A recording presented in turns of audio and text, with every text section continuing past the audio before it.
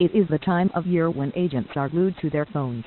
Managers have set up camp in their chairman's office and everyone makes that joke about Harry Redknapp doing interviews through his car window.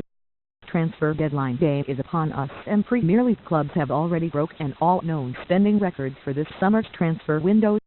12 clubs have set new transfer records for single deals, benefiting from the new £5.1 billion television deal. Arsenal's £50M double signing of Lucas Perez and Shkodran Mustafi pushed top-flight summer transfer window spending to the brink of the £1 billion mark.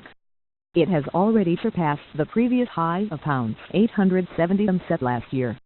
BBC Sport takes a look at a few big things to look out for on August 31st, including which clubs will be the busiest, which will be quietest, and a look at some of the more left-field deadline day signings. The window closes at 2300 hours BST in England and midnight in Scotland. West Brom manager Tony Pulis said on August 12 that his team needed 4 or 5 more players, and since then they have added winger Nacer Chadli from Tottenham for £13M and Everton defender Brendan Galloway on loan. The club needs a lift. We need 5 players to come in and make a difference straight away. We need almost half the team, Pulis told BBC WM. Crystal Palace boss Alan Pardew said his team had lost 2 iconic players with the exits of Miles Jedinak and Yannick Bolasie, although the Eagles have fended off a Spurs bid for winger Wilfried Zaha. Palace have already signed striker Christian Bent for £27M from Liverpool and Chelsea forward Loic Remy on a season-long loan but could yet do more business.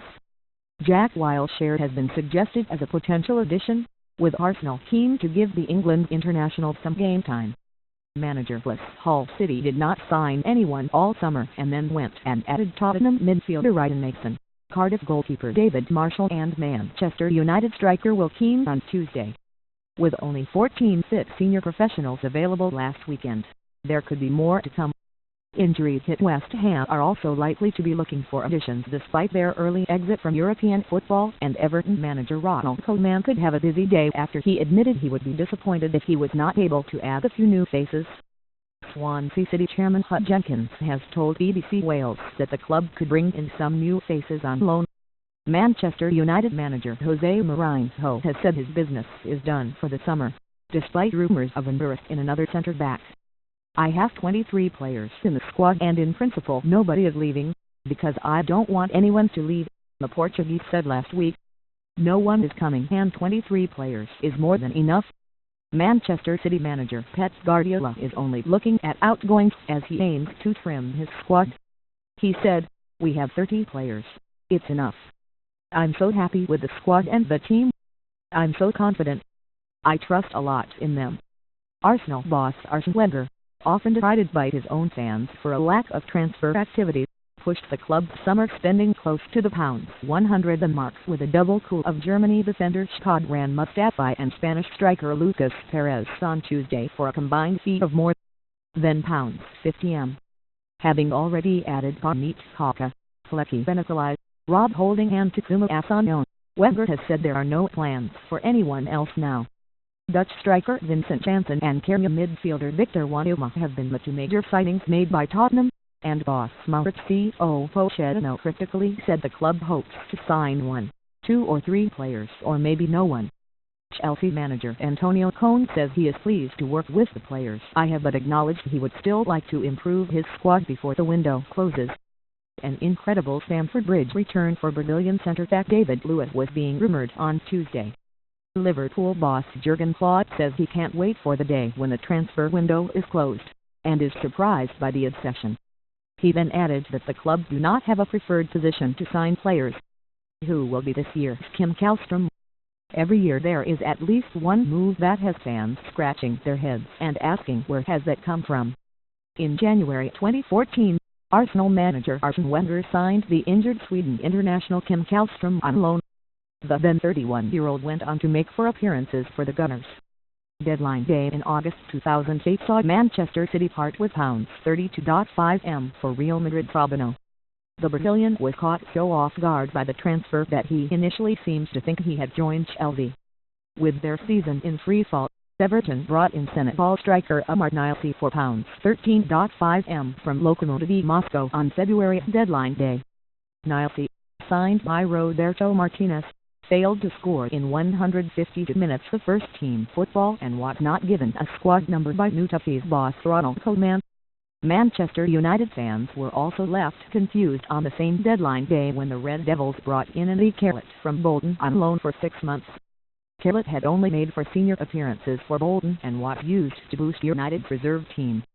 Unable to command a place in West Ham's first team, the agent of midfielder Julien Faubert pulled up a coup by convincing Real Madrid to take the Frenchman on loan for the remainder of the season on deadline day in January 2009. He made 2 appearances and infamously fell asleep while on the bench during a match against Villarreal. An alcohol-fueled scouting trip, some dodgy VHS tapes and case of mistaken identity were some of the theories for Milton Nunez's deadline day move to Sunderland in March 2000. The diminutive Honduran striker was bought by Peter Reid for £1.6m from Nacional of Uruguay but made just a solitary league appearance for the Black Cats.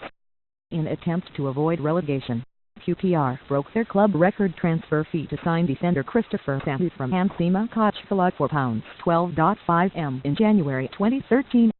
"He's a monster," said then-manager Harry Redknapp, sounding a little like cult agent Eric Hall, only to sell him back to the Russian Premier League club 6 months later.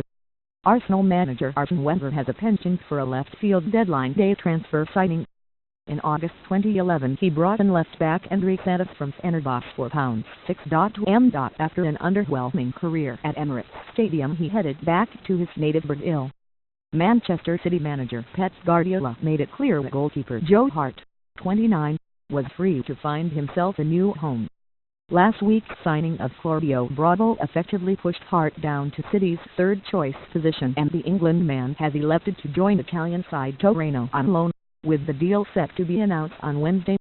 Also likely to be looking at the City exit doors are Samir Nasri, 29, and Yaya Toure, 33. Nasri has been linked with a move to Spanish side Sevilla while Toure is yet to feature in a league match this season. This is the first season that teams outside the Premier League will not be able to use the emergency loan window to sign players between the end of August and the start of January. That means we can expect a lot more action from the teams in the EFL than would normally be the case. Tuesday saw the biggest championship transfer ever, with Bristol City selling striker Jonathan Cagill to Aston Villa for a fee of £2.15m. There had already been some big money moves in the championship this summer, with Ross McCormack joining Villa from Fulham for £12m, Newcastle signing Matt Ritchie from Bournemouth for the same amount, and Derby adding Matej Vydra from Watford for £8m. Bristol City are now likely to be active on Tuesday in a bid to replace Ivorian Cagill, while Nottingham Forest received £13m for winger Oliver Burke from RB Leipzig on Sunday, and fans will hope to see some of that money reinvested. In League One, Sheffield United got their first win of the season on Saturday, and boss Chris Wilder may well be appealing for funds to kickstart a promotion push, while League Two Portsmouth may be willing to spend in order to avoid a 4th successive season in the bottom tier.